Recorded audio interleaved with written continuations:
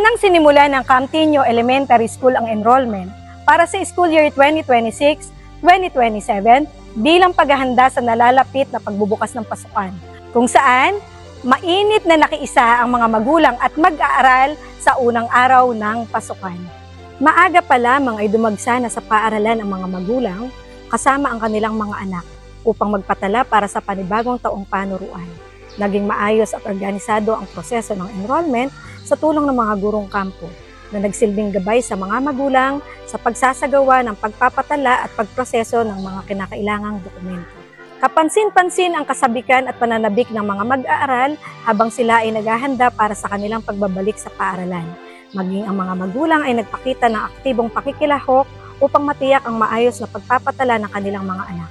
Bukod sa mga dating mag-aaral na muling nag-enroll, mayroon ding mga bagong mag-aaral na magiging bahagi ng komunidad ng Camtinio Elementary School sa darating na school year 2026-2027. Tumulong ang mga guro sa pagbibigay ng impormasyon at pagsagot sa mga katanungan ng mga magulang upang maging malinaw ang proseso ng enrollment. Tiniyak din ng paaralan na magiging maayos, mabilis at maginhawa ang serbisyo para sa lahat ng mga mag-aaral at magulang na magtutungo sa paaralan sa panahon ng pagpapatala. Ayon sa pamunuan ng paaralan, mahalaga ang enrollment sapagkat ito ang nagsisilbing unang hakbang sa paghahanda para sa panibagong taong panuruan. Sa pamamagitan nito ay natutukoy ang bilang ng mga mag-aaral na papasok sa paaralan at naihahanda ang kinakailangang programa, kagamitan, silid-aralan at iba pang serbisyong pang-edukasyon na makatutugon sa kanilang pangangailangan. Ipinakita rin sa unang araw ng enrollment ang matibay na ugnayan ng paaralan at ng komunidad. Ang pakikiisa ng mga magulang sa pagpapatala ng kanilang mga anak ay patunay ng kanilang pagpapahalaga sa edukasyon at suporta sa mga programang isinusulong ng paaralan para sa kapakanan ng mga batang kampo. Patuloy namang hinihikayat ng Camtinio Elementary School ang mga magulang at mag-aaral na makiisa sa enrollment period upang matiyak ang maayos na paghahanda para sa darating na pagbubukas ng klase.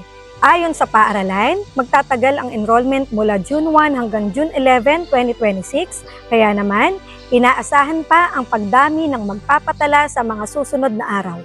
Patuloy ring nakahanda ang mga gurong kampo upang magbigay ng kaukulang tulong at gabay sa mga magulang sa buong panahon ng pagpapatala. Habang papalapit ang pagbubukas ng school year 2026-2027, nananatiling nakatuon ang Camtinio Elementary School sa pagbibigay ng maayos, organisado at maginhawang serbisyo sa mga mag-aaral at sa kanilang mga magulang. Sa matagumpay na pagsisimula ng enrollment, muling ipinakita ng paaralan ang kahandaan nitong tanggapin at gabayan ang mga batang kampo tungo sa panibagong taon ng pagkatuto, paglinang ng kakayahan at pag-abot ng kanilang mga pangarap.